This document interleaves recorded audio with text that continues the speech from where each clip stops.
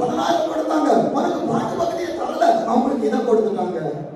தாவீதே, உன் திட்டம் வேற, இன்னும் புரிந்து கொள்ளாமல் இருக்கிறார். தேவனின் திட்டத்தை கேட்டு அமர்ந்து உனக்கான காலங்கள் வருகிற நேரத்தில் உனக்கானவர் உனக்குரியதை உன் கரத்தில் நிச்சயம் தருவார். வேதம் சொல்லுகிறது பாருங்க, யோவான் 14ஆம் அதிகாரம், யோவான் எழுதின சுவிசேஷம் 14ஆம் அதிகாரம் 12ஆம் வசனத்தை வாசிக்க கேட்போம்.